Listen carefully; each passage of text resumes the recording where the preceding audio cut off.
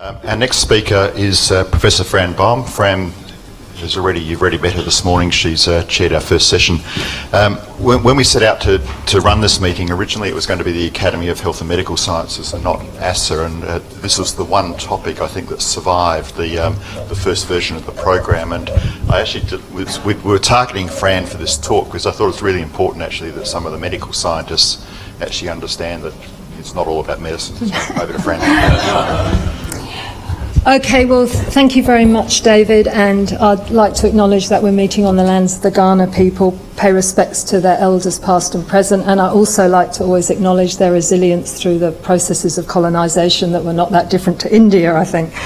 And my challenge is I think Rich has already set the ground very well, and what he's probably said is that medicine has a role in the bits that when it's not all about medicine. And I really do want to try and focus on we're looking at challenges and solutions, and I'm really going to focus very much on the solutions because I think we have described the problem well. But just to remind you, if we look globally, there are massive inequities. If you live in Japan, you'll live to well into your early mid-80s. If you live in Africa, your average life expectancy will be somewhere around 50. And there's, as we said on the Commission, social injustice is really killing people in a massive way. Within Australia, Tony's already taken us through lots of data, but I think the important thing here is really looking at the rate ratio, and we can see that this is data from John Glover, the great work that he has done over the years on the Australian Social Health Atlas, and that shows very clearly that our rate ratios are getting worse. There seems to be a worsening of inequity in Australia. And the same if we take a measure of mental health. If we look at avoidable deaths from suicide, again, the rate ratio is worsening. And of course, in Aboriginal health, we've already heard quite a bit about that, but I think we have to look at these data, and as Stephen's already reminded us, these actually talk to a sort of a country where there's systemic racism, and there has been a colonial holocaust really in Australia, and I'm sure we'll hear more about that in the panel this afternoon. So what about the social determinants of health? Well, this is some Canadian work that variously allocated how we approach health and what causes health at a population level, and they recommended about 25% of the health system, but about 50% was social and economic development. And I worked for 3 years with the Commission on the Social Determinants of Health. I was one of the commissioners with the commission that was chaired by Michael Marmot. I'm sure everybody's heard of Michael's work, who since that commission has been a tireless advocate for health equity, travelling the globe over and over again. And we came up with 3 broad areas of recommendations. One is about improving daily living conditions. The second, which very much talks, I think, to Richard's point about capitalism, which was about a redistribution of power, money and resources. And the third was about improving the evidence base on social determinants so that everyone in the workforce, whether it's health and other sectors, understand the power of social determinants, and also increasing advocacy for social determinants. And I do a lot of work with the People's Health Movement globally. I'm on their Global Steering Committee, and what we do is advocate for health. There's a very basic logic, I think, to the work of the Commission, which is what good does it do to treat people's illnesses? And I always add addictions and send them to jail because the underpinning social determinants are identical, but then to give people no choice but to go back, or no control, and control is vital, over the conditions that made them either sick, addicted or commit crime in the first place. So that is the basic argument for the social determinants of health. I'm not going to use the Commission's conceptual diagram, but I want to instead use this iceberg metaphor. And it seems to me that in medicine, what we see is the tip of the iceberg. And it's really important. You know, there's disease, lifestyle, risk factors. And medicine, when a patient presents, that's what the focus is in. But the social determinants is really about going below that iceberg. And first of all, looking at daily living conditions, housing, employment, and I'll talk a little bit about how we might respond to those.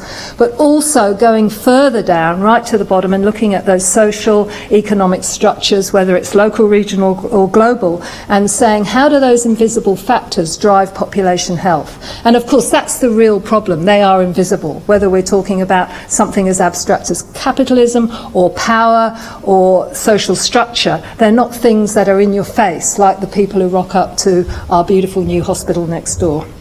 So, the daily living conditions, I don't have time to go through what all these are. This just gives you some idea of those. And one example I'd give today is that about 30 kilometres to the north of us, in Elizabeth, the Holden factory is very sadly closing down. The last Holden will roll off the production line. It will be the end of car manufacturing in Australia. And we know that's going to have a massive health impact on that Elizabeth community that's already one of the most disadvantaged in the country, that there will be 1,000 more workers displaced. The likelihood of them getting jobs is dicey. They'll probably get worse quality jobs that are less well paid, more insecure. But of course for the other people in Elizabeth who have long-term unemployment, then that will have a huge impact on their life. And there's a whole symbolic value. I think Richard talked about the meaning. Of course Holden's been central to Elizabeth. It's been part of its identity, and that's being lost.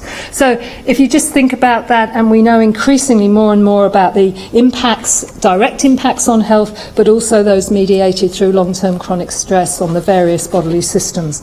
This all contributes to unequal disease and health outcomes.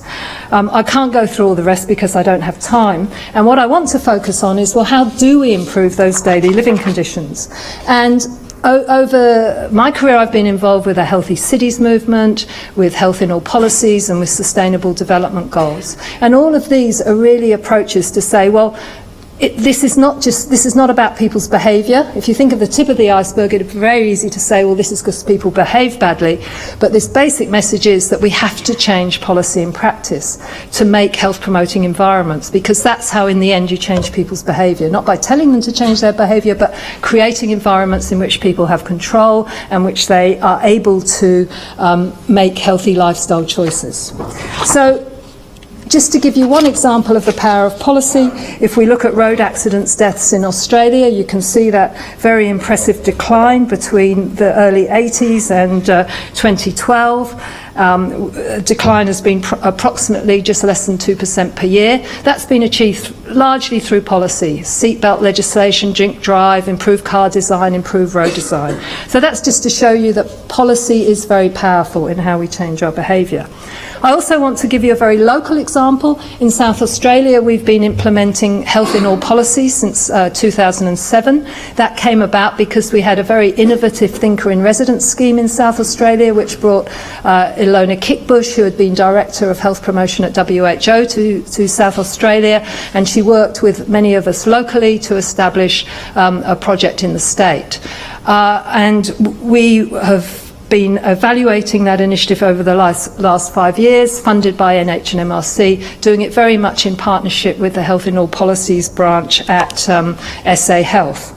And what that Health in All Policies try to do is work across sectors. So here's someone we interviewed from the finance sector. We've done about 153 interviews with senior public servants, and they're saying, well, it was a template. They said their potential template for engaging in other policy development processes, where the aim is to deliver an outcome for the state from a whole of government perspective rather than a particular department. So it's a bit like what Richard was talking about with the SDGs. It's trying to link up those different parts.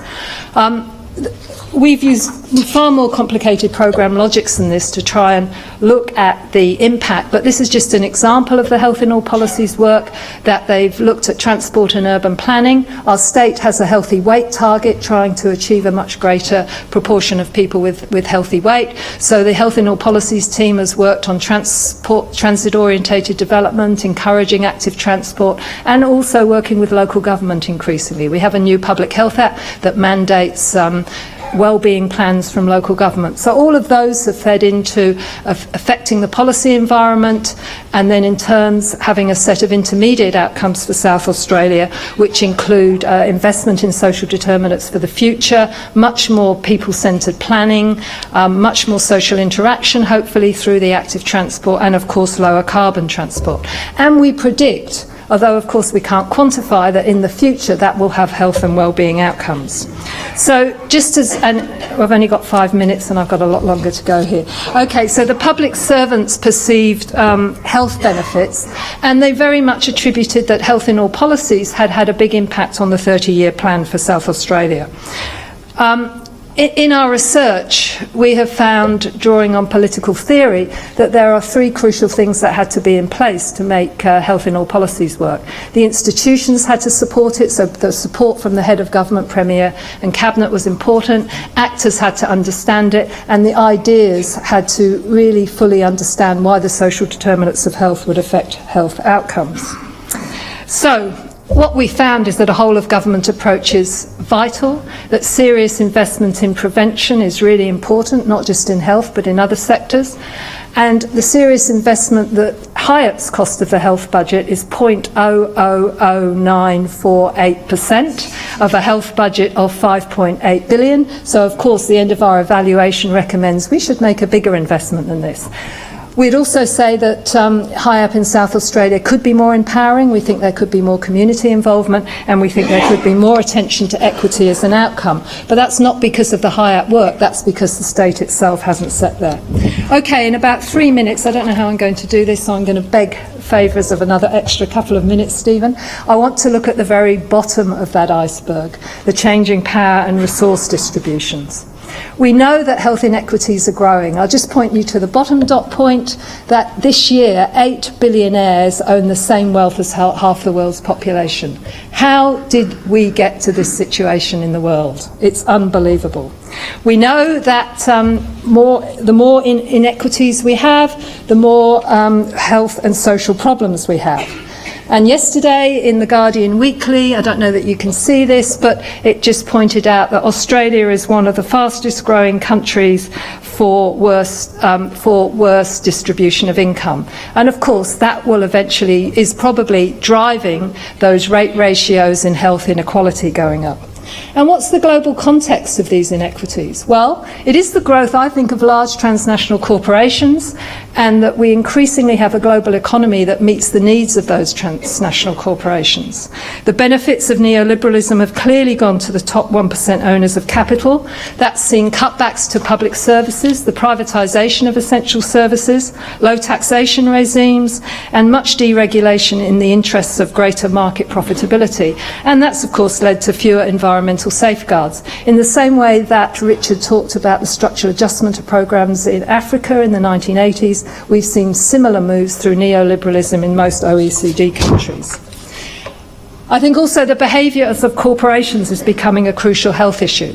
Profit is put before social, health and equity concerns. There's massive tax avoidance, powerful lobbies from those corporations through business groups to encourage privatisation of key services when there is no evidence that privatisations have resulted in the price cuts or increased efficiencies that were promised.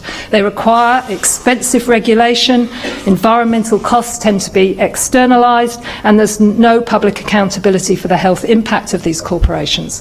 And you'll see that with my colleagues at the Southgate Institute and colleagues overseas, we're working on how we can develop a health impact assessment for corporations. Just one quick example from diabetes. We know that the global prevalence of diabetes has risen, nearly doubled from 1980 to 2014. And we know that diabetes is shaped by global forces. Ban Ki-moon, when he was the UN Secretary General, said that the condition is largely driven by unhealthy lifestyles, which are due to the globalisation of marketing and trade of unhealthy food.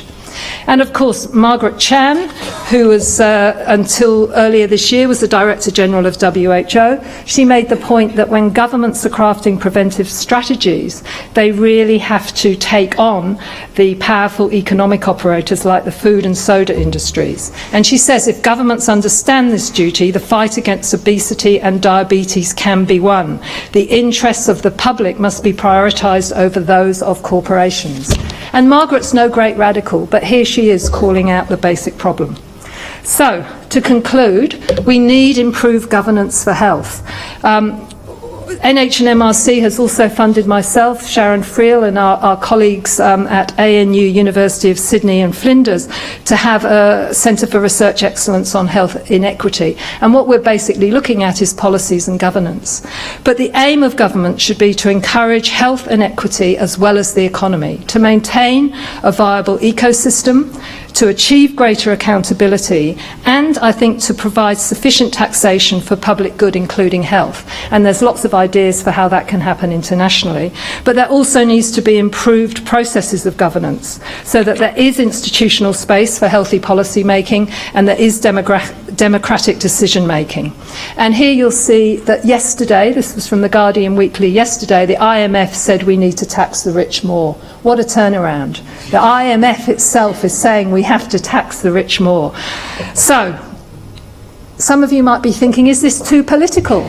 What's this about? But here I'm referring to two, I guess, icons of the medical field. One is Rudolf Virchow in the 19th century, who was a pathologist in Germany, looking at the sort of occupational causes of poor disease at the time.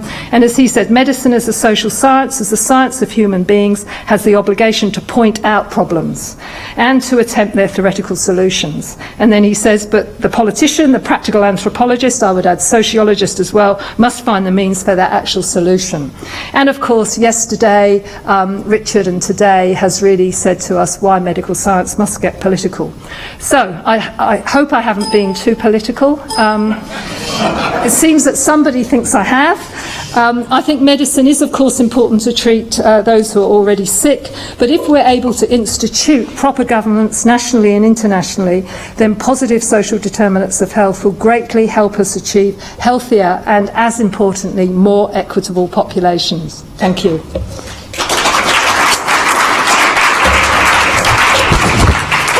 So we've got time for half a question. Oh, there's one there. Can I say you should watch out for the fallacy of watch out for the fallacy of hypothecation in saying you've got to have taxes to match expenditure. Tell them what the expenditure is. The role of taxes in its total and its structure is quite different. That has to do with aggregate demand. So don't fall into that fallacy, of which there are many guiding public finance at the moment. Yeah, okay, but I mean, I would repeat, the dictum that taxation is the price of civilization too, which I think is the big thing, but thank you. That's my half a question, is it, Stephen? You can have one other half a question. Since it was so short. No? Thank you very much. Thanks, Fran.